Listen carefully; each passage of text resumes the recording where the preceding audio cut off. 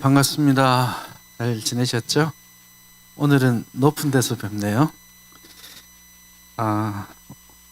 이제 드디어 5째 주니까 2주 남았네요.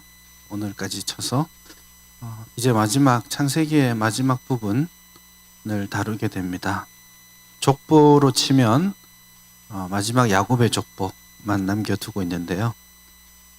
굉장히 여러분 잘 아시는 내용이라고 생각도 되지만 잘 안다고 생각하는 것이 오해일 수도 있습니다. 같이 한번 찾아가 보겠습니다. 먼저 야곱의 족보를 보기 전에 우리가 36장에 나오는 에서의 족보를 잠깐 이야기할 필요가 있습니다. 여러분 족보가 2종류가 있다고 말씀을 드렸죠.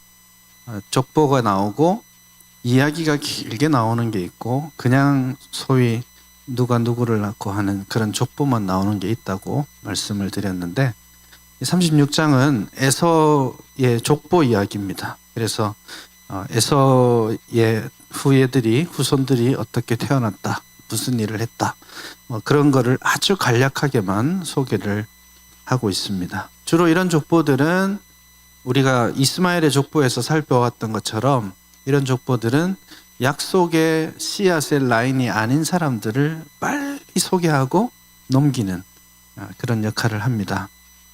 그런데 야곱과 에서가 있잖아요. 근데 에서의 족보에서 우리가 주목해 볼 만한 것은 뭐냐면 잊어서는 안 되는 것은 비록 에서가 약속의 라인에서는 제외되었지만 이삭의 아들이죠.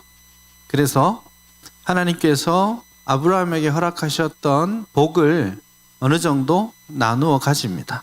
그래서 36장을 보면 안 좋은 부분도 있지만 이 약속의 후손의 계열에 있기 때문에 하나님께서 이 에서에게도 복을 많이 주신다라는 사실을 알 수 있습니다. 그래서 특별히 이제 6절이나 8절 이렇게 가서 보면 에서와 야곱의 소유가 너무 많아져서 같이 살기가 어려워졌다, 이런 표현들을 합니다. 그러니까 야 많아졌구나 이런 생각을 함과 동시에 어떤 이미지가 떠오르나요? 비슷한 말이 예전에 있지 않았나요? 야곱과 에서가 소유가 너무 많아서 같이 하기가 어려워서 갈라섰죠. 예전에 누가 이랬었습니까? 그렇죠. 이제는 다 되셨네요. 아브라함과 롯이 헤어질 때 했던 말을 여기에서 반복한 겁니다. 그래서 소유가 많아졌다라는 이야기를 통해서 복이 주어졌다라는 표현도 하지만 롯과 아브라함이 헤어진 장면을 갑자기 떠올리게 하죠. 여기서 그렇게 함으로써 에서가 떠나는 것에 대해서 부정적인 결론을 우리에게 암시하고 있는 거예요. 그게 이제 소위 이제 성경에 나오는 이야기체, 내러티브 단락들이 이런 식으로 메시지들을 우리에게 쑥쑥쑥 찔러 넣어주는 것이죠. 그래서 하나님의 복을 에서가 받았지만 결국 에서는 떠나가는 사람이라는 것. 자기가 여러분 상상해 보세요. 얼마나 많으면 가나안 땅에 같이 못 살겠어요. 정말 같이 못 살 정도로 많았을까요? 가나안 땅이 그렇게 좁아요? 두 집안이 부자라고 같이 삐댈 수 없을까요? 그걸 핑계로 떠나는 롯이 약속의 땅을 귀하게 여기지 않고 떠난 것처럼 에서는 약속의 땅에 머물러 있는 것 따위는 중요하지 않게 생각한다라고 지금 이야기를 하고 있는 것이죠. 그렇게 해서 에서는 스스로 떠나갔다라고 말하는 것이 36장의 이야기입니다. 게다가 에서가 결혼하는 이야기를 다시 하거든요. 굉장히 이제 풀어야 될 숙제들이 좀 있긴 하지만 어쨌든 오늘은 이 단락이 중심은 아니니까 결혼을 막 해서 아이들을 낳고 자자손손 잘 살게 되잖아요. 그런데 결혼한다는 이야기도 약속의 땅을 떠남과 동시에 하나님께서 약속하신 씨앗에 대한 의지가 없다라는 것을 보여줍니다. 불신 결혼을 함으로써. 그래서 씨앗에 있어서도 땅에 있어서도 에서는 하나님의 유업을 받을 자격이 없다라는 것을 지금 36장이 우리에게 알려주고 있는 것이죠. 그런데 잘 먹고 잘 삽니다. 에서는 부자가 되었고 권력을 누렸습니다. 그리고 나중에는 왕이 나오는 그런 계보를 만들어냈죠. 36장의 계보는 아주 길게 나와 있는데, 여러분 족보라는 말이 그 다음에 어디에 나온다고 말씀드렸었죠? 예전에 37장 1절이 아니라 37장 2절이죠. 그러면 37장 1절은 어디에 붙어야 하는 말인가요? 36장 족보에 붙어야 되는 이야기입니다. 그러니까 여러분들이 37장을 1절부터 읽어가면 36장의 중요한 메시지를 놓치게 되는 겁니다. 쭉 읽고 마지막 이 저자가 결론적으로 우리에게 주고 싶은 말이 37장 1절에 있는데 그걸 쏙 빼먹고 36장만 읽게 됩니다. 36장을 읽으면 하나님을 떠나도 잘 먹고 잘 사네? 이렇게 결론 내릴 수 있지만 37장 1절을 딱 보니까 이렇게 표현되어 있죠. 그러나 야곱은 가나안 땅이라고 하면서 뭐라고 정의를 내리죠? 아버지가 있던 땅에 머물러 있었다. 이게 앞에 그러나라는 말이 없긴 한데 원래 없는 게 아니고 있어요. 근데 이제 안 들어가 있는 겁니다, 여기에. 그래서 이게 강력한 대조를 합니다. 에서는 하나님을 떠나서 약속의 땅을 떠나서 잘 먹고 잘 살았다. 자자손손 많이 태어나고 권력도 얻고 부도 얻었다. 그러나 야곱은 가나안 땅에 머무르고 있다. 무슨 메시지입니까? 야곱은 하나님을 신뢰하면서 저렇게까지 잘 나가지는 못해도, 세상적으로 그렇게 권력을 많이 누리지는 못해도 믿음을 가지고 약속의 땅에 머물러 있다. 37장 이후에 나오는 야곱의 모습을 보니까 족장의 모습, 막 왕이 나오는 모습하고는 좀 거리가 있는, 그냥 왠지 그냥 한 시골에서 많은 가족들 거느리고 살아가는 그런 노인네처럼 느껴지는, 이게 그 당시에 자녀들이 보았을 때 비교할 만한 건수가 되었던 것이죠. 그래서 야곱은 믿음을 가지고 약속의 땅, 다시 말해서 아버지가 계시던 그 땅에 머물러 있었다라고 함으로써 결정적으로 에서의 부와 권세와 명성이 하나님을 떠나 있음으로써 아무 가치가 없는 것이라는 것을 이 족보가 알려주는 것이죠. 그것이 이제 36장의 족보의 결론이고, 이제 우리가 열심히 달려가야 될 내용이 37장 2절에 나오는 이야기입니다. 야곱의 족보가 이러하다, 이렇게 말씀을 하고 있죠. 네, 37장부터 여러분들이 아시는 내용은 어떤 내용인가요? 등장인물이 중심이 누구예요? 요셉, 그리고 이게 문제예요. 이걸 요셉하고 그만두니까 문제입니다. 왜냐하면 야곱의 족보잖아요. 근데 요셉 이야기라고만 생각하니까 불편해지는 내용들이 나옵니다. 요셉 이야기에 이상한 이야기들이 끼어 있어요. 예를 들면 유다와 다말 이야기, 참 입에 담기 싫은 내용이 거기에 들어있잖아요. 근데 요셉 이야기인데 왜 들어있을까요? 요셉 이야기가 아니거든요. 이 이야기는 누구의 이야기입니까? 야곱의 이야기죠.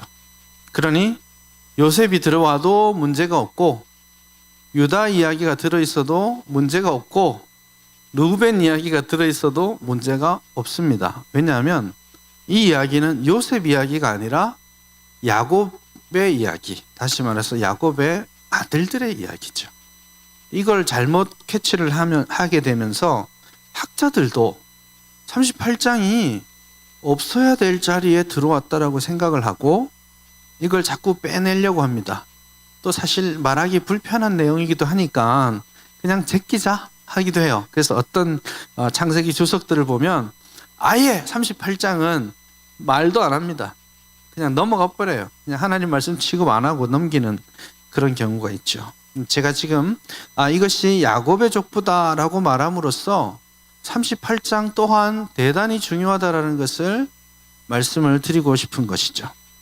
오늘 이야기가 길게 50장까지 가기에는 좀 너무 일찍 마치는 경향이 있지만 우리가 37장, 38장을 잘 이해해야 뒤에 나오는 모든 이야기를 제대로 이해할 수가 있습니다.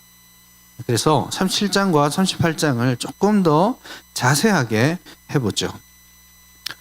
자, 가나안 땅에서 이제 자녀들이 이제 삶을 꾸려나가고 있는 이야기가 37장의 이야기입니다.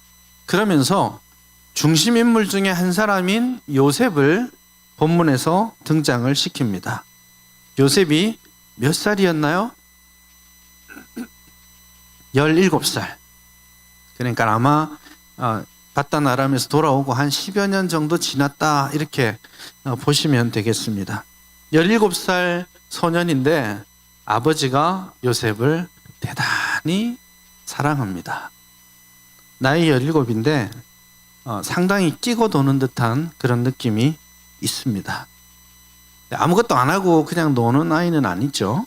그래서 보면 형들은 양을 치러 가고 책임을 지었지만 요셉의 경우는 그냥 헬퍼로 원할 때 왔다 갔다 할 수 있도록 그렇게 했습니다.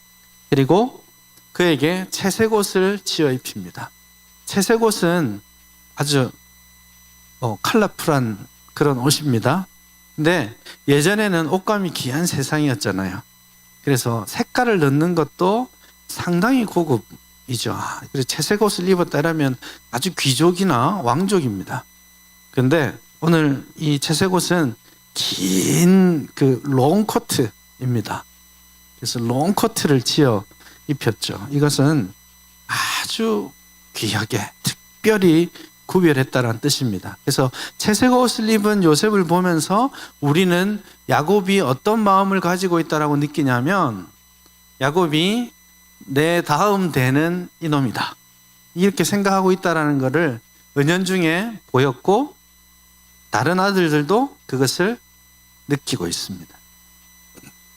채색 옷을 입고 다니는데 이 요셉이 두 가지 37장에서 두 가지 중요한 이슈를 만들어냅니다. 한 가지는 뭐냐면 형들 따라다니다가 좀 나쁜 이야기가 있으면 아버지에게 가서 리포트를 합니다. 그게 이제 사실은 그 내용이 뭔지 우리가 알 수는 없지만 어쨌든 분명한 것은 형들이 이걸 대단히 싫어했다는 것이죠. 이거를 잘못 생각하시면 혹은 다르게 이해를 하시면 이렇게 쉽게 말할 수 있습니다. 요셉이 철이 없었어요. 어린 것이 아버지 뒷뼈만 믿고 그냥 고자질이나 하고 다니고 그랬다라고 생각할 수 있습니다. 근데 과연 그럴까요? 형들의 나쁜 일을 아버지에게 알리는 것은 옳은 일입니까? 나쁜 일입니까? 말씀해 보세요. 옳은 일이에요? 나쁜 일이에요? 이게 판단하기 어려운 일입니다. 저녁에 오늘 금요일 예배 갔다 왔는데 집에 형이랑 동생이랑 있는데 동생이 쪼르르 달려와서 엄마가 세 개 나눠 먹으라는 과자를 형이 4개 먹었어. 그러면 뭐라고 말합니까? 둘 다 욕하죠. 너 형이 왜 이러냐 하고 너 그런 걸 또 고자질하면 어떡해 이렇게 생각합니다. 근데 주제를 한번 바꿔봐요. 굉장히 중요한 죄악을 저질렀어요. 형이 엄마가 안 보는 사이에 도둑질을 해왔어요. 그래서 친구의 아이패드를 훔쳐왔습니다. 그리고 집에서 몰래 게임을 해요. 엄마 볼 땐 집어넣고. 근데 동생이 그걸 알아요. 자, 여러분, 동생이 엄마에게 그걸 알리는 게 옳아요? 알리지 않는 것이 옳아요? 자, 알리면 너 이 자식 고자질 할 거야? 이렇게 말하시겠어요? 그게 고자질 하지 말라고 해야 되나요? 알리는 걸 잘했다라고 해야 되나요? 여기서 나쁜 일을 고했다라는 말이 어쩌면 가치 중립적인 이야기라는 뜻입니다. 그래서 요셉이 막 형들이 양을 치는데 10시간을 일해야 되는데 8시간만 일하고 2시간은 놀았어요. 이런 거를 계속 알린 것인지 아니면 좀 더 본질적인 이슈를 아버지에게 말한 것인지는 성경이 말하지 않습니다.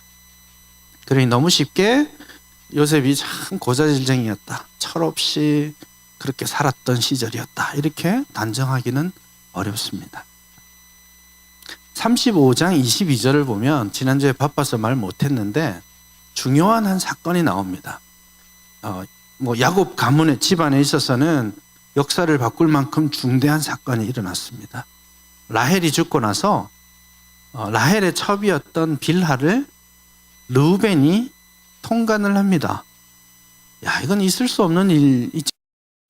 근데 그 22절에 마지막에 뭐라고 표현하고 있냐면 이스라엘이 들었더라. 누구한테 들었을까요? 모르죠. 그러나 어쨌든 이스라엘이 야곱이 어떤 루트를 통해서 그런 이야기를 듣고 있다라는 거죠. 만약에 그러한 사건들을 요셉이 알렸다면 그것은 요셉이 철없이 알리는 것이 아니라 어떤 중요한 사명을 가지고 있다라고도 말할 수가 있겠죠. 아무튼 이 정도 하고 요셉을 너무 단순하게 철없는 아이로 취급하지 않았으면 좋겠어요. 왜냐하면 그 이후의 내러티브들이 일관되게 요셉을 읽어가도록 요구한다라고 저는 느낍니다. 그 두 번째 사건이 뭐냐면 요셉이 꿈을 꾸는 이야기입니다. 이것도 앞의 이야기를 철없는 녀석으로 이야기를 해버리면 꿈을 꾸고 막 형들에게 아버지에게 말하는 것도 아이 철없는 녀석이에요. 그 꿈을 꾸고는 왜 형들한테 말해서 괜히 미움을 살 필요가 있어요. 그런데 꿈의 의미를 요셉이 알았을까요? 이게 무엇을 의미하는지 요셉이 알았을까요? 본문이 말하지 않죠. 좀 이따가 제가 대답을 해드릴게요. 요셉은 꿈꾸는 사람이었습니다. 그리고 꿈을 해석하는 사람이었습니다. 그렇죠. 자기의 꿈을 꿨습니다. 그러면 요셉이 자기의 꿈을 해석할 수 있었을까요? 없었을까요? 철없는 녀석이라고 말하고 나니까 꿈이 뭘 말하는지도 모르고 천지분간도 못하고 막 떠들었다라고 말하고 싶겠지만 사실은 요셉은 원래부터 꿈꾸는 사람이었습니다. 이 꿈 이야기가 요셉 이야기에 지속적으로 나옵니다. 반복해서 나오죠. 요셉이 꿈을 2번 꾸죠. 나중에 요셉이 꿈을 해몽해 줄 때에 술 맡은 관원과 떡 맡은 관원의 꿈을 2개를 듣죠. 해석을 해주죠. 맞았죠. 그 다음에 누구의 꿈을 맞닥뜨립니까? 바로 왕의 꿈을 듣습니다. 근데 그날 바로 왕이 꿈을 몇 번 꾸었죠? 2개를 꾸었습니다. 이게 모티프입니다. 요셉 이야기 전체를 엮어가고 있는 이야기입니다. 자, 보십시다. 그러면 요셉이 감옥에서 2 관원장의 꿈을 해석해 주었습니다. 요셉이 2년 후에 바로 왕의 꿈을 해석해 주었습니다. 똑같은 형태의 꿈을 정확하게 해석해 주었습니다. 자, 거꾸로 가봅시다. 요셉이 자기가 꿈을 2번 꾸었을 때 그 꿈이 무엇인지 어떻게 이루어질지 알았을까요? 알았죠. 어느 날 갑자기 하늘로부터 계시를 받아서 꿈을 해석하기 시작한 것이 아니라고 봐야죠. 일관되게 성경을 읽는다면. 그렇다면 요셉은 왜 말했을까요? 바로 왕의 꿈을 해석하면서 바로 왕에게 당신이 2개의 꿈을 꾸었지만 사실은 이것은 하나다 하고 하나님의 계획을 쫙 말씀 이야기하고 또 해결책도 이야기를 하죠. 그리고 나서 이런 말을 합니다. 당신께서 꿈을 2번 겹쳐 꾸신 것은 뭐라고요? 어떤 뜻이라고요?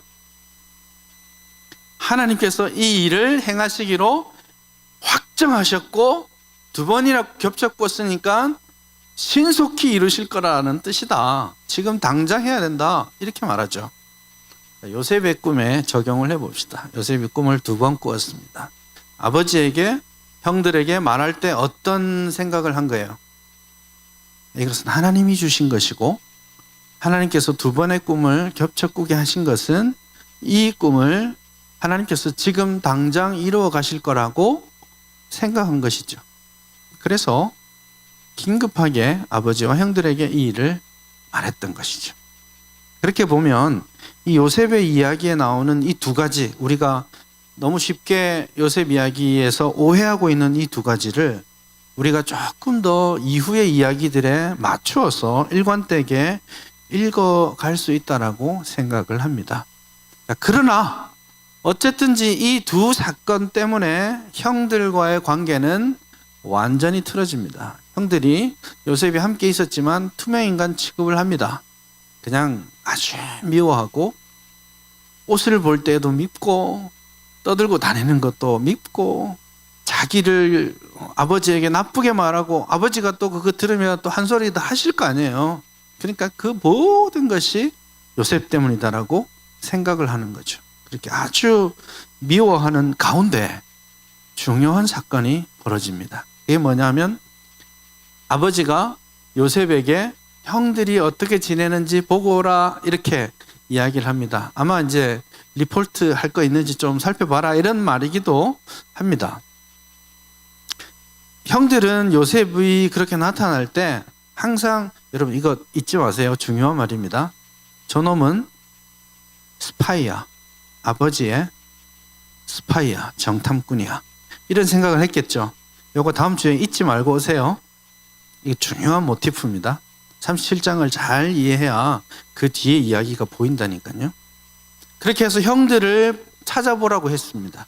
근데 형들이 어디까지 올라갔냐면 헤브론에까지 올라가고 그것도 모자라서 형들을 찾으려고 도단까지 올라갑니다. 근데 여러분 지도를 보시면 이게 그냥 옆 동네가 아닙니다. 한 7, 80km 정도 되는 하루 만에 못 가는 거리예요. 요셉이 채색 옷을 입고 가긴 했지만 아버지의 미션을 받고 열심히 이틀 길을 걸어서 갑니다. 갔는데 없어요. 철없는 녀석이면 가지도 않았겠고 제 생각에는 갔을 때 헤브론에 없으면 없네 하고 돌아와야 되겠죠. 그런데 수소문을 막 합니다. 하고는 도단에 있다는 소식을 듣고 도단까지 또 갑니다. 도단은요 헤브론에서 또 한 14, 15마일 걸어 올라가야 되는, 집에서 계속 멀어지는, 또 하루 길을 가서 도단까지 가서 형들을 만납니다. 그래서 되게 이 도단까지 올라가는 모습을 보면서 제가 볼 때는 요셉이 37장 안에서도 일관되게 충성되고 신실한 모습을 보여준다라는 생각을 하게 됩니다. 멀리서 오는데 스파이가 오고 있죠. 딱 봐도 압니다. 어떻게 알아요? 옷 입고 있거든요. 사실은 옷이 아니었으면 이렇게 작전 짤 수 없었을 수도 있습니다. 멀리서 봐도 저놈 요셉이네 라고 생각을 한 거죠. 저기서부터 옷이 착착착착 오고 있으니까 형들의 분노가 막 치솟기 시작합니다. 저거 없애버리자. 우환을 없애자. 그렇게 합의를 봅니다. 그리고 형들이 오자마자 요셉을 붙잡고 요셉의 옷을 벗깁니다. 여러분 요셉 이야기에 옷 이야기 자꾸 나옵니다. 그래서 여러분 옷이라는 말이 나올 때마다 밑줄 착착 그으면서 뒤에 이야기를 읽어보세요. 요셉이 채색 옷을 벗기우고 구덩이에 던져집니다. 원래 채색 옷을 벗긴다라는 말 자체가 그냥 옷 갈아입자 하고 벗기는 게 아니고, 이 벗긴다는 말이 구약 성경에서 쓰여질 때는 어떤 거냐면 짐승의 가죽을 벗기는 것을 여기서 벗긴다라는 표현으로 쓰는 겁니다. 아주 이렇게 폭력적으로 요셉의 옷을 벗겼다고 할 수 있습니다. 그리고 구덩이에 던져 넣었습니다. 이 구덩이가 여러분 가다가 이렇게 구덩이 있는 게 아니고 물 웅덩이 같은 겁니다. 원래 물이 부족한 곳이기 때문에 물을 잘 보관을 해야 되거든요. 그리고 물이 안 새도록 또 해야 되고, 그래서 입구는 조그맣고 안은 굉장히 깊어요. 무려 큰 건 한 10m 이상 되도록 깊어서 한번 집어넣으면 누가 끄집어내지 않으면 결코 올라오기 힘든 그런 곳입니다. 그런데다가 웅덩이에 집어 던져 놓았죠. 그리고 그 밤에 형들은 야영을 합니다. 불을 피워놓고 빵을 먹습니다. 요셉은 뭐 했을까요? 살려달라고 했겠죠. 부르짖었을 겁니다. 조금만 했을까요? 아니요. 밤새 했습니다. 밤새 요셉이 살려달라고 하는데 그것을 배경음악 삼아서 자기들이 애천을 나누은 거죠. 성경은 요셉의 목소리를 기록하지 않습니다. 그러나 나중에 42장에 가면 형들이 그 목소리를 22년이 지나고 나서도 30년 만에 가도 기억을 하고 있습니다. 그때 요셉이 그렇게 부르짖었는데 우리가 모른 척 했다. 그래서 이 고난이 온 것 같다. 이런 이야기들을 자기들이 하고 있죠. 그러나 성경은 요셉이 부르짖었단 말을 하지 않습니다. 지난주에 제가 회상신 그 기법이 있다 그랬죠. 자기들은 다 알지만 독자들은 모르고 있다가 나중에 알게 되는 거죠. 그래서 이것도 일종의 회상신입니다. 요셉의 말을 전혀 기록해 두지 않고 있다가 나중에 우리가 그때 이랬구나라고 깨닫게 하는 그런 방법이죠. 르우벤이 마음으로 작전을 짰습니다. 얘를 죽이려고 하는데 르우벤이 혼자 이 요셉을 데리고 살려서 아버지에게 데리고 가려고 합니다. 그런데 잠깐 어디 갔다 온 사이에 이제 일이 틀어져 버렸죠. 르우벤은 왜 그랬을까요? 동생이니까. 미호나 공호나 동생이니까? 아니요. 르우벤은 요셉에게 관심이 없습니다. 르우벤은 지금 아까 말한 35장 22절 사건 때문에 아버지에게 미운 털이 박혀 있거든요. 그래서 찬스다 생각한 겁니다. 미운 놈이지만 얘를 내가 살려서 데려가면 아버지가 나를 좋게 보실 거야. 이런 생각을 한 겁니다. 그래서 살려가려고 마음속으로 작전을 품고 있었죠. 잠깐 간 사이에 유다가 치고 나왔습니다. 여러분, 르우벤과 유다는 여기에 이후의 이야기에서도 계속 대결 구도로 나옵니다.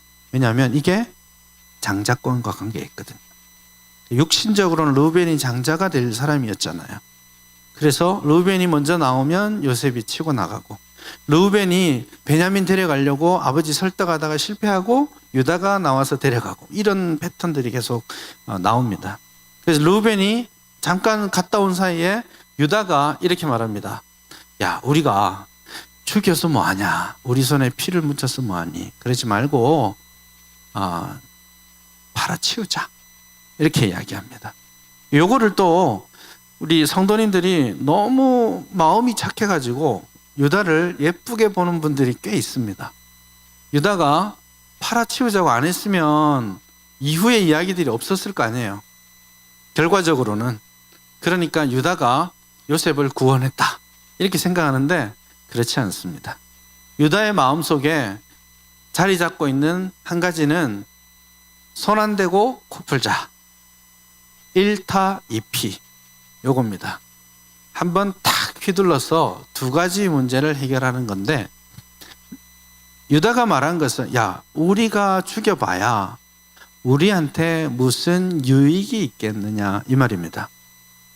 우리가 죽여봐야 손에 피만 묻히지 떨어지는 게 뭐냐. 그러니 저 나가 떨어져서 외국으로 팔려가서 길거리에서나 종살이 하다가 어차피 죽을 놈이니까 그렇게 죽게 하고, 우리는 죽였다고 말하지 말고 대신에 돈이나 벌자, 이렇게 한 거예요.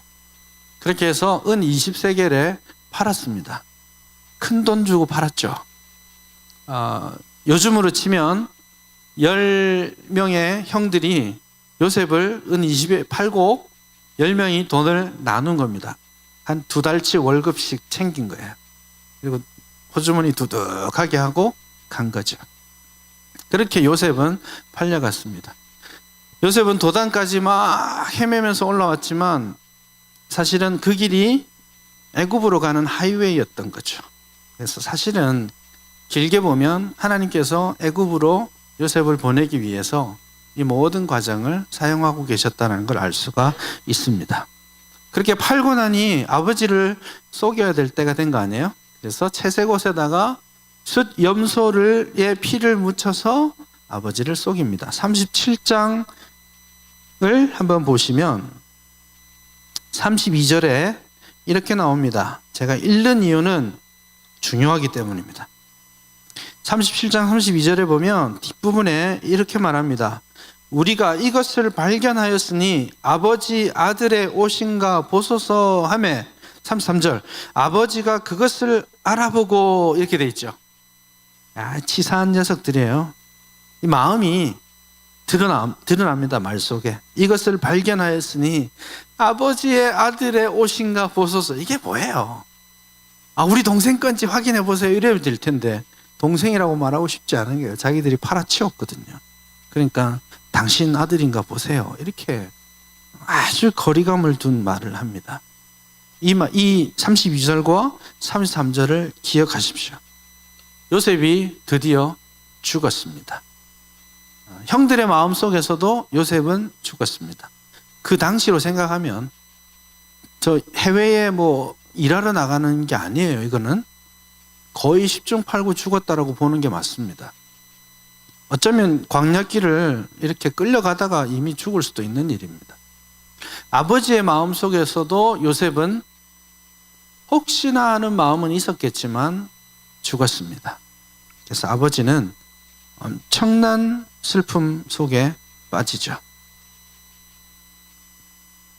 그렇게 아들들에게 아버지를 속였던 야곱은 또다시 속임을 당합니다.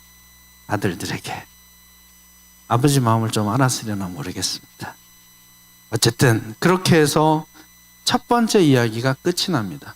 그리고 30년 애굽 보디발에게 간다라는 이야기를 하고 39장 1절을 보면 요셉이 보디발에게 갔다라고 말합니다. 그러니까 39장은 37장 마지막 절을 연결하려고 한 장치죠. 그러니까 38장이 살짝 애매합니다. 왜 여기에 들어있지? 없어도 이야기는 전개가 되니까요. 근데 이 38장이 되게 중요한 부분인데요. 우리가 이 부분에 대해서도 좀 오해를 안 했으면 좋겠습니다. 자, 첫 번째 오해는 뭐냐면 이런 쳐 죽일 인간들이 이겁니다. 어떻게 시아버지하고 며느리하고 이럴 수가 있냐. 이건 21세기에서도 받아들일 수 없는 사건이다, 이렇게 생각하시는데 그거는 조금 조심해야 될 겁니다. 왜냐하면 21세기에는 받아들이기 어려운 이야기이지만 그 시절에는 또 다른 이슈가 있습니다. 우리가 주목해야 될 것은 뭐냐면 38장에 사건이 일어났는데 이 사건이 일어나고 나서 38장이 다말을 욕하고 있느냐? 그렇지 않습니다. 나중에 룻이 오벳을 낳죠. 보아스와의 관계 속에서 오벳을 낳았을 때 사람들이 뭐라고 축복을 하냐면 뭐라고 축복해요? 룻기에 이 오벳이 누구의 집처럼 되기를 원한다고요?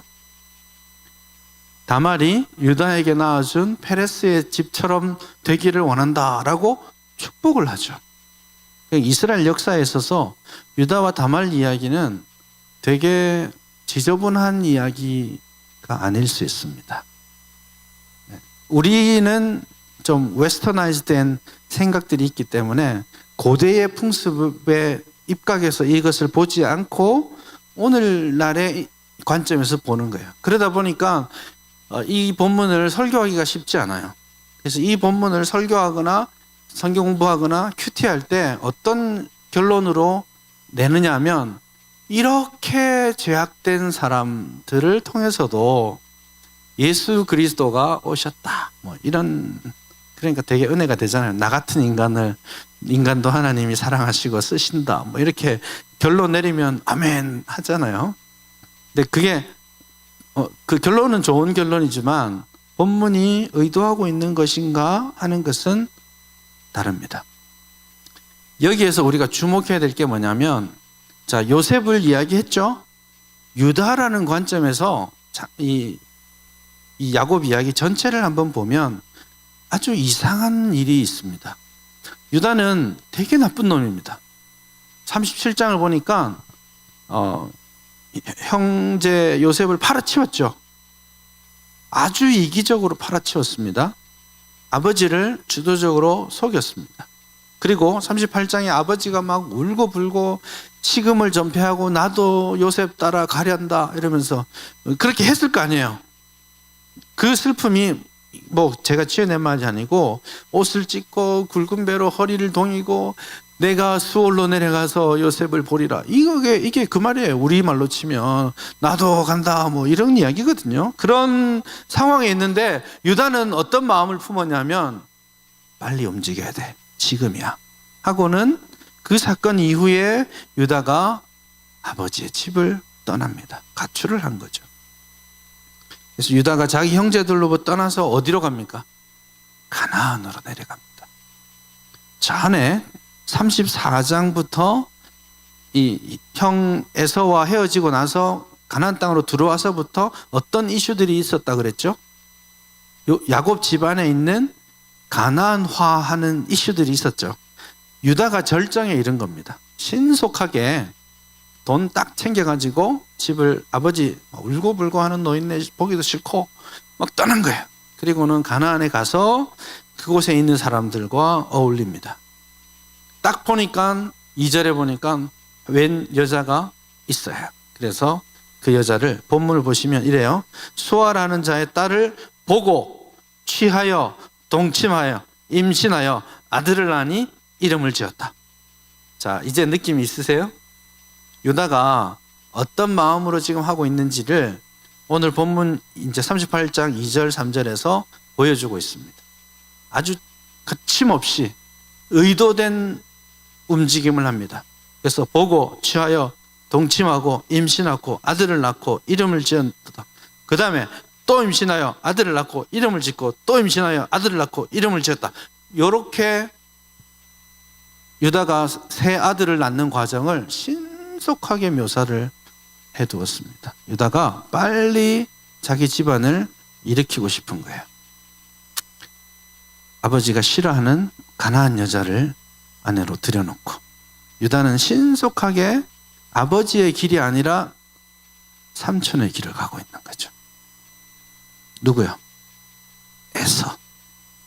에서의 길을 열심히 지금 달리고 있습니다. 이 나쁜 인간이 49장에 가니까 야곱이 유다를 축복을 합니다.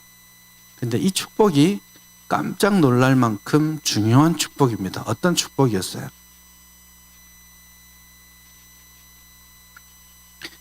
메시아의 축복을 주잖아요. 왕의 축복을 요셉이 아니라 유다에게 주죠. 뻥 찌죠 갑자기. 야, 요셉 이야기를 쭉 읽어왔는데 야곱이 요셉도 축복하지만 왜 갑자기 유다에게 이런 축복을?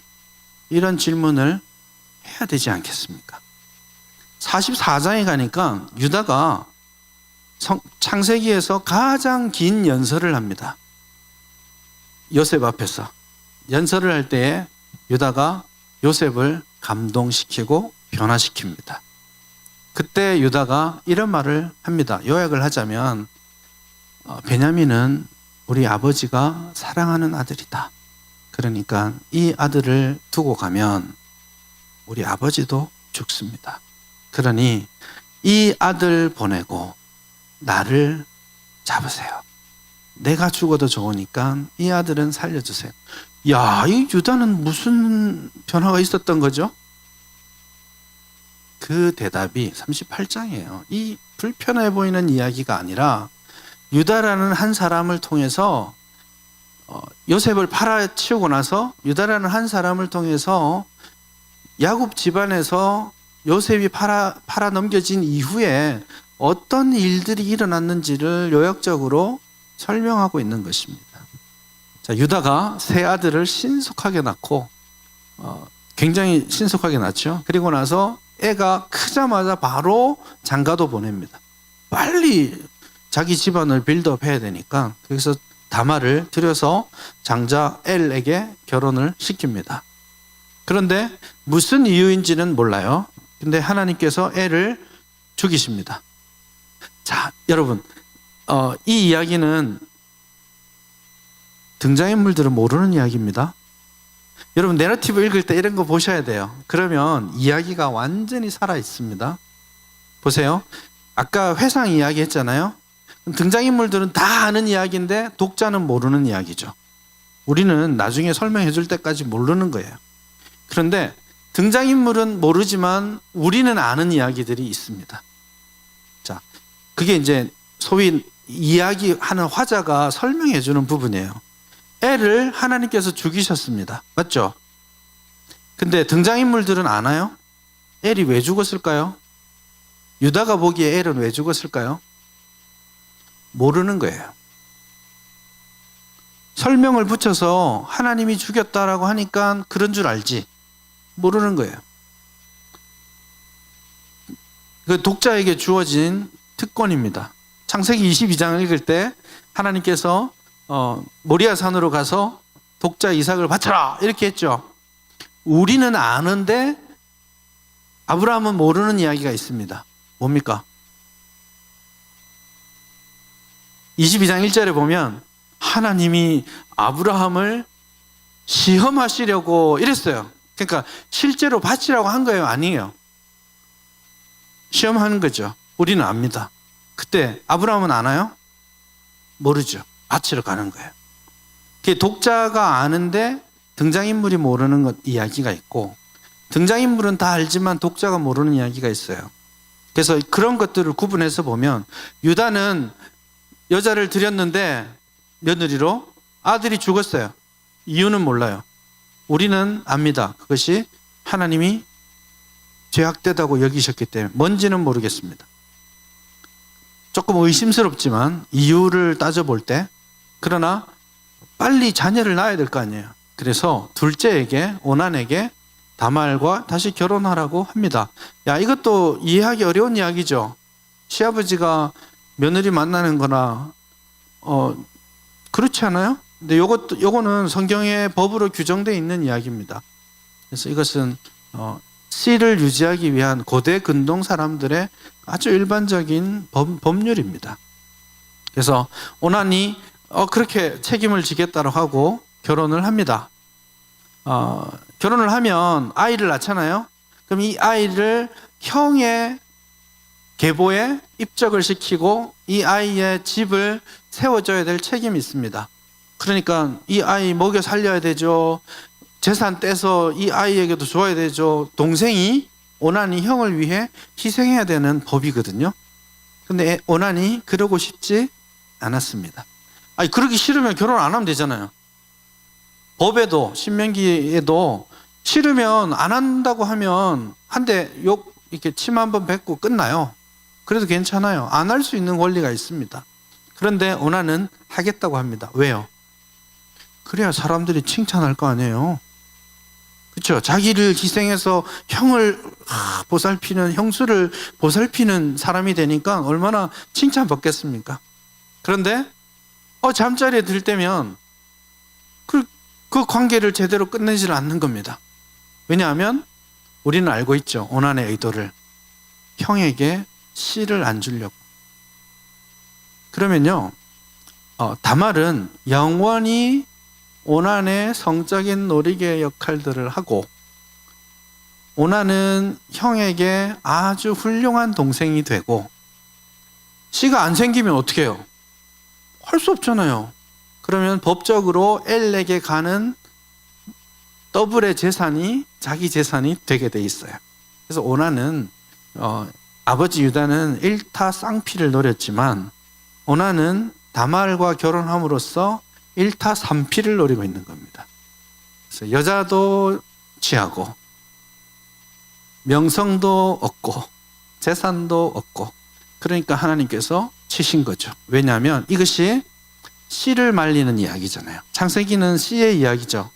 근데 오난이 씨를 말리는 작전을 펼치니까 오난을 죽게 합니다. 자, 하나님께서 그렇게 하셨어요. 우리는 아는데 모르죠. 그래서 유다는 무슨 생각을 했을까요? 이쯤 되면 시가에서 생각하는 그게 있을 거 아니에요. 일반적으로 한국에서도 느껴지는 시가가 보이는 반응. 야, 우리 집안에 여자를 잘못 들였다. 저 여자가 남편 잡아먹는 여자구나. 뭐 이런 생각을 하고 셀라를 줘야 되는데 못 주는 거예요. 또 죽을까 봐. 그건 지금 이 유다 집안에 유다로부터 내려온 죄악이 가득한데 그걸 볼 수가 없는 거예요. 그걸 보지 못하고 저 여자가 남자 잡아먹는 여자구나 이렇게 생각하고 집에 가 있으라고 한 거예요. 그리고는 셀라를 주지 않습니다. 자, 셀라를 주지 않는 것은 또 뭐예요? 유다가 의도했든 안 했든 창세기의 주제로 보면 자기 집안의 씨를 말리고 있는 이야기죠. 그래서 이 중대한 이야기들을 다말이 풀어가기로 마음을 먹습니다. 버티고 있다가 유다의 이제 아내가 죽고 호상하고 그리고 나서 이제 양을 치는 그 순간이 되었을 때에 이 다말이 창녀의 옷을 입고 앞에 앉아 있습니다. 에나임 문 앞에 탁 앉아 있으니까 유다가 이 창녀를 보고는 뭐 아내도 없고 이러니까 성적인 욕망으로 이 창녀를 데리고 갑니다. 이렇게 가려놓고 해서 못 봤을 수 있겠는데요. 어쨌든 같은 집안 식구인데 처음 대화가 시작됩니다. 이전에는 대화가 전혀 나오지 않습니다. 처음 대화인데 그 대화가 얼마 줄까 하는 이제 소위 말하는 화대를 이야기하는 것입니다. 염소 한 마리 줄게. 없으니까 지금은 내가 지팡이랑 이런 걸로 하자. 이 지팡이랑 뭐 도장이랑 이런 건 뭐냐면 우리로 치면 소셜 시큐리티 카드랑 주민등록증이 아니죠. 그 운전면허증 이런 거예요. 딱 넣어야 이게 딱 나오는. 그리고 도장도 아무나 들고 다니는 건 아니거든요. 좀 있는 집안이 들고 다니는 거니까 소위 요즘 말로 치면 빼박 캔트, 빼지도 박지도 못하는 그런 아이덴티티를 준 거예요. 그리고 나서 염소 한 마리 주고 바꾸려고 한 거죠. 그런데 사라졌죠. 다말이 옷을 갈아입고 사라졌습니다. 사실은 이 유다가 딱 보고 작년에 생각을 하고 그렇게 했습니다. 그리고는 친구한테 이거 염소 한 마리 줘라고 말할 때는 창녀라고 말하기 부끄럽잖아요. 그래서 신전 창녀를 만났다 이렇게 이야기해요. 여러분, 창녀는 몸을 팔아서 돈을 버는 여자고 신전 창녀는 우리로 치면 그 당시 신전에서 신을 위해 몸을 파는 거룩한 여자입니다. 그러니까 신전 창녀라고 하고 말하니까 찾을 수가 있나요? 어디? 못 찾은 거죠. 그리고 3개월이 지났는데 딱 한 번 일이 있었는데 하나님의 섭리가 대단하죠. 한 번 스쳤는데 아이가 생겼습니다. 며느리가 임신을 했네요. 그게 이제 들립니다. 들리니까 유다가 마음으로 찬스다. 요거 드릴 수 있는 찬스가 됐구나. 이런 생각을 합니다. 어째서 그런 일이 있었는지 2번 묻지 않고 딱 그 말을 듣자마자 불태워 죽여라. 이렇게 말합니다.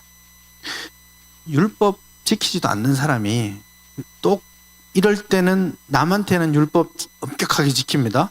자기는 마음대로 살면서. 그래서 율법을 따라서 이 며느리를, 음행을 행한 며느리를 죽게 하라는 명령을 하죠. 사실 이것도 심한 거예요. 왜냐하면 자기가 제사장도 아닌데 불태워 죽이는 건 제사장의 딸입니다.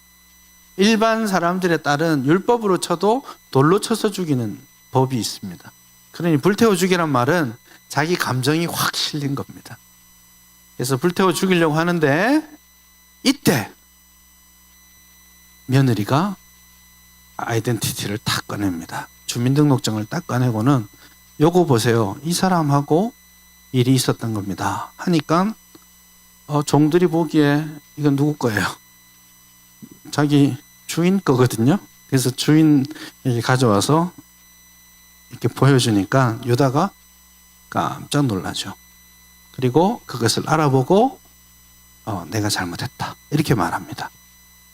왜 37장 32절과 33절을 읽으라고 했냐면 그 이야기가 38장에 다시 나오기 때문입니다. 38장 25절을 보면 다말이 끌려가기 전에 시아버지에게 이렇게 말합니다. 청하건대 보소서, 이 도장과 그 끈과 지팡이가 누구의 것이니까? 유다가 그것들을 알아보고, 이게 37장 32절에 나오는 말과 완벽하게 똑같은 말입니다. 한글로 번역은 살짝 다르게 되어 있는데 37장 32절에 보면 보소서, 이것이 아버지 아들의 옷인가 보소서. 그러니까 아버지가 그것을 알아보고 됐죠. 유다는요, 아버지를 떠나서 20년이 지났습니다. 지금 아버지가 바단 아람 갔다 오는 그 시간을 아버지를 떠나서 자기 집을 세우려고 하고 있었습니다. 재앙이 계속되고 있는데 그 이유가 뭔지를 유다는 모르고 있습니다. 아마 며느리 잘못 들였나 보다, 이런 재수가 없었나 보다, 이런 생각을 하고 있었는데 다말이 굉장히 충격적인 말을 한 겁니다. 자기가 아버지를 속이기 위해 했던 그 말을 똑같이 자기 며느리가 시아버지한테 하고 있는 것입니다. 깜짝 놀랐죠. 유다가 그것을 보았습니다. 그리고 알아보았습니다. 인정할 수밖에 없는 그런 상황이 되었죠. 이 장면이 야곱의 인생하고 비교하자면 야복강이에요. 야복강에서 하나님과 씨름하다가 이름을 바꾼 것처럼, 인생의 터닝 포인트를 만났던 것처럼 유다는 20년 동안 쉬지 않고 계속 가나안 방식대로 성공을 추구해 왔습니다. 그러다가 아들 둘 잃어버리고 이런 상황이 되어 있다가 지금 다말을 통해서 드디어 아버지를 만난 거예요. 자기가 버리고 왔던 아버지, 자기가 속였던 아버지, 그 아버지를 자기가 고스란히 이렇게 속임을 당하는 그 순간에 만나게 된 것이죠. 그래서 유다는 26절 마지막에 이렇게 말을 합니다. 그는 나보다 옳도다. 이거 번역이 조금, 나보다 옳다라는 말은 비교급이죠. 내가 좀 못했지만, 너도 나쁘지만 내가 더 나쁘다, 이거 아니에요. 근데 이거는 비교급이 아닙니다. 이것은 상대방을 제외시키는 그런, 문법적으로 치면 그런 겁니다. 쉽게 말하면 너는 의롭고 나는 악하다, 이렇게 고백을 하는 것입니다. 그렇게 해서 이 다말 앞에서 자기의 죄악된 것들이 만천하에 완전히 까발려지고 나서 아버지의 슬픔에 동참하지 않았던 자신이 보인 거죠. 아버지는 요셉을 잃었을 때에 펑펑 울며 같이 가자고 했었습니다. 근데 유다는 아들을 둘이나 잃으면서도 슬퍼하지 않았습니다. 집안을 세우고자 하는 가나안식으로 잘 먹고 잘 살고자 하는 그런 욕구가 그런 무정함을 만들어낸 것이죠. 그랬던 그가 다말을 통해서 자신의 죄악이 천하에 까발려지고 그리고 유다는 자신을 바꾸게 된 것입니다. 드디어 자기 인생에 처음으로 내가 악하다라고 고백하게 된 것이죠. 그리고 나서 아들 둘을 낳았죠. 하나는 베레스, 하나는 세라. 세라의 뜻은 씨라는 뜻입니다. 재밌는 표현이죠. 베레스는 뭘까요? 베레스라는 말은 파라츠. 어디서 들어본 말이에요? 창세기 32장에 야복강 사건 때 마지막 말이 파라츠였죠. 쩔뚝거리면서 새벽에 겨우 일어나는데 뭐가 확 떠올랐더랬죠? 해가 돌파하듯이 떠올랐다 그랬죠. 그게 파라츠입니다. 이름을 페레스라고 이름을 짓고 자신의 인생의 돌파구가 되었음을 고백하는 것이죠. 자, 아버지 집을 떠났잖아요. 그런데 42장에 딱 가서 보니까 유다가 아버지 집에 있죠. 언제 돌아간 거예요? 이때 돌아간 거죠. 20년 아버지 없이 약속의 땅을 떠나서 약속의 씨앗을 떠나서 잘 먹고 잘 살려던 유다가 20년 만에 며느리를 통해 아버지를 떠올리고 아버지 집으로 돌아간 거예요. 요셉이 팔려가서 형들을 만나기까지 22년 걸리거든요. 지금 38장의 기간이 20년입니다. 그래서 20년을 다 지나고 나서 이 아이를 안고 쌍둥이가 된 이 아이를 안고 아버지 집으로 다시 돌아 들어간 것이죠. 그리고 나오는 유다는 자기의 동생을 팔아서 돈이나 벌자고 했던 유다가 아니라 내 목숨을 들여서라도 자기를 희생해서라도 동생을 살리고자 하는 사람으로 뒤바뀌게 된 거죠. 그래서 이 38장은요, 그런 의미에서 요셉을 변화시키는 결정적인 역할을 할 뿐만 아니라 유다가 그런 역할을 하도록 어떻게 그런 과정을 겪어왔는지를 보게 합니다. 여러분, 요셉은 어떻게 살았는지 우리가 알 수 있어요. 그러나 유다와 형제들은 어떻게 살았는지 우리가 알 수 없죠. 요셉이 제일 궁금한 게 그겁니다. 나중에 형들을 만났었잖아요. 형들을 만났는데 전략적으로 물어봅니다. 베냐민 살아있냐? 아버지 살아있냐? 묻잖아요. 살아있다 하는데 믿어야 돼요? 말아야 돼요? 여러분은 믿을 수 있겠어요? 그 형들? 오랜만에 22년 만에 만났는데 믿어야 되겠어요? 못 믿죠. 그러니까 데려와 보라고 하는 거예요. 요셉은 형들을 용서할 마음의 준비가 안 되어 있어요. 마음속에 얼마나 분노와 이해할 수 없음으로 22년을 채워왔잖아요. 근데 그 요셉의 응어리를 풀어주는 역할을 유다가 하거든요.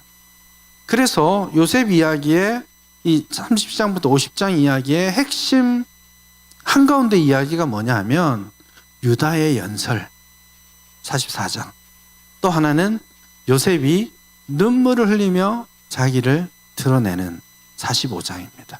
그래서 지금 이 이야기가 유다와 요셉 두 사람의 이야기로 흘러가고 있는 거죠.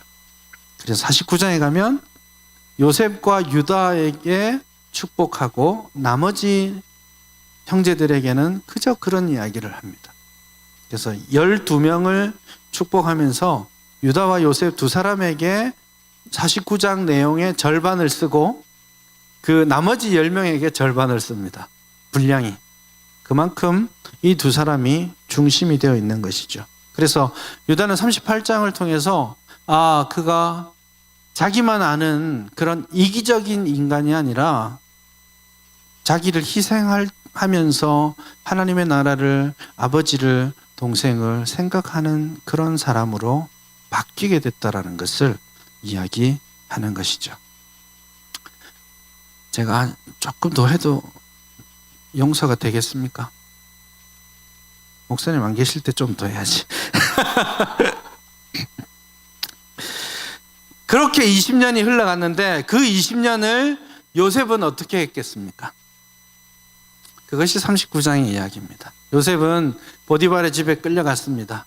갔는데 39장의 분위기는 좋습니다. 여러분, 외국으로 종으로 팔려갔어요. 기분 좋겠습니까? 행복했겠습니까? 삶이 쉬웠겠습니까? 좋지 않을 거 아니에요? 그러나 성경은 39장이요. 너무 밝아요. 왜냐하면 39장에 딴 데서 하지 않는 말들을 막 쏟아내는데 이런 겁니다. 여호와께서 요셉과 함께 하셨다. 여호와께서 요셉을 형통하게 하셨다. 뭐가 형통이에요, 여러분? 여기에 형통이 어디 있어요? 인간적으로 볼 때. 근데 이 분위기가 많이 달라요. 우리가 39장을 잘 보면 우리의 인생에 형통하게 되는 것, 복을 받게 되는 것, 이 가치관을 바꿔야 될 필요가 있습니다. 지금 그는 태색 옷 입던 최고의 자리에서 옷 벗기운 종이 되었습니다. 그곳에서 형통했대요. 고생했을 텐데 형통해가지고 보디발의 신임을 얻습니다. 보디발도 눈에 딱 보이는 거죠. 하나님이 함께 하시는구나. 야, 이 종놈 특별한 놈이구나. 그래서 그에게 가정 총무 자리를 주고 이렇게 옷을 입히죠. 이게 위기입니다. 이놈의 옷을 또 누가 벗겨요? 이 요셉은 옷 벗기우면 문제가 되는 거예요. 형들이 옷을 막 벗기니까 종이 됐잖아요. 이 웬 아줌마가 옷을 막 벗기니까 감옥에 가는 거예요. 결정적으로 누가 옷을 입혀줘요? 바로왕이 옷을 입혀주죠. 이 옷을 벗고 입는 모티프가 요셉 이야기에 계속 나옵니다. 어쨌든 보디발이 그를 신임하니까 누가 또 눈여겨봤겠습니까? 보디발 아내가 잘생겼네, 근육질에 괜찮은 남자, 이제 20세 최고일 때 아닙니까? 그때 눈에 들어오는 겁니다. 자기 남편하고 좀 달라 보이는 거죠. 그래서 지속적으로 같이 자자 이렇게 요구를 합니다. 이게 한두 번 찌르는 게 아니고 아주 습관적으로 이렇게 계속 요청하고 있습니다. 여기에서. 근데 요셉이 안 된다.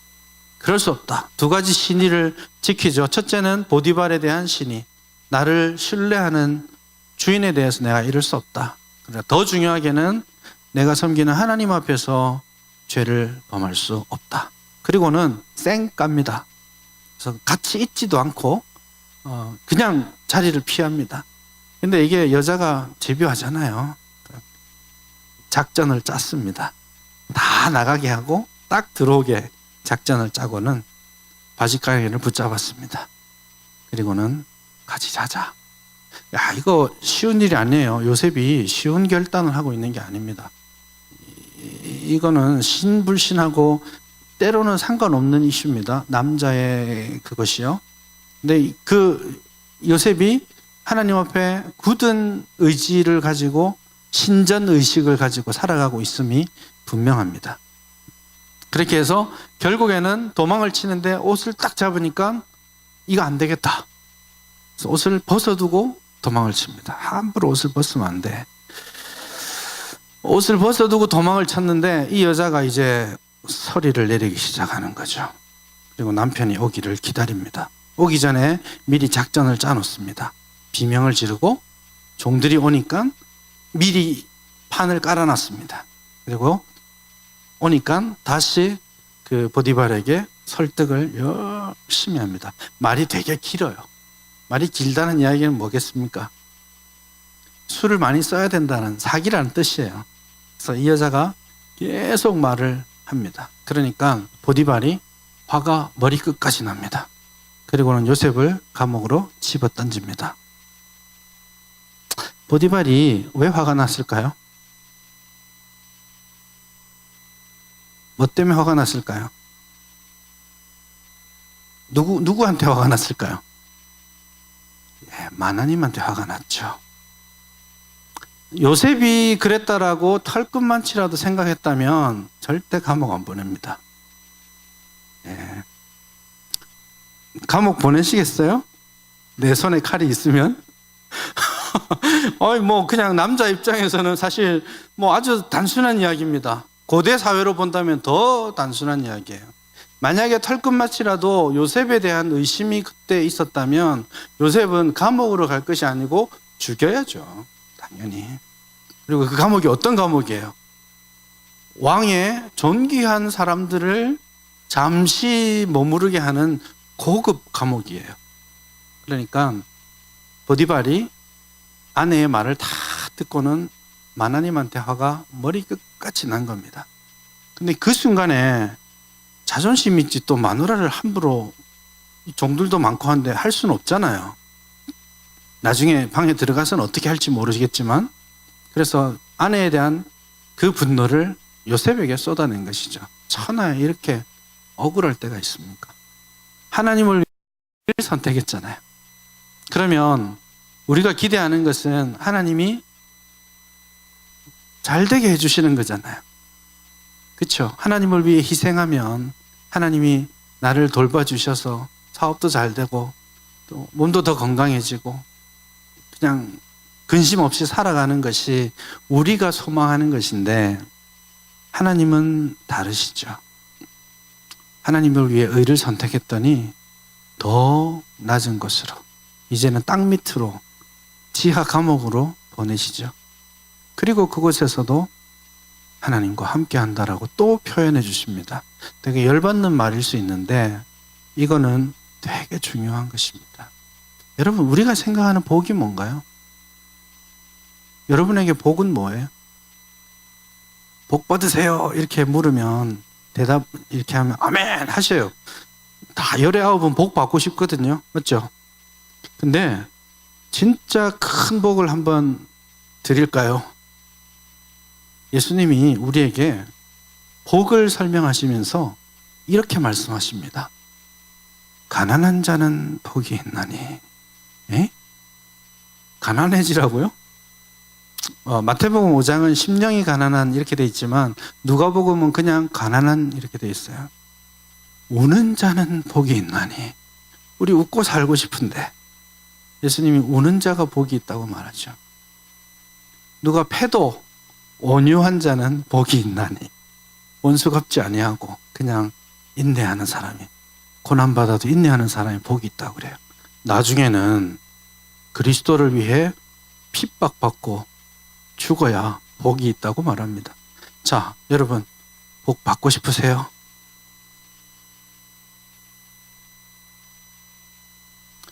요셉 같은 형통을 누리고 싶으세요? 여러분, 우리가 오해하면 안 돼요. 요셉은 언제 형통했습니까?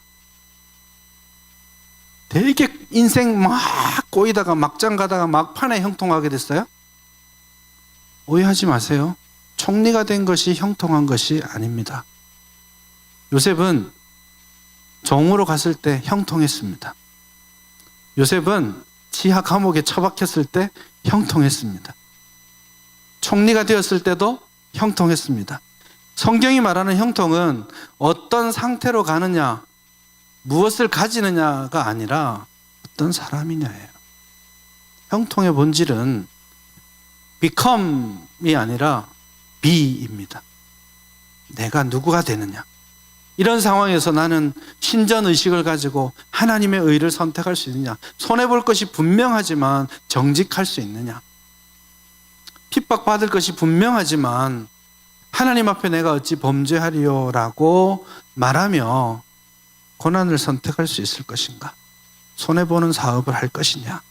그것이 형통입니다. 그것이 복입니다.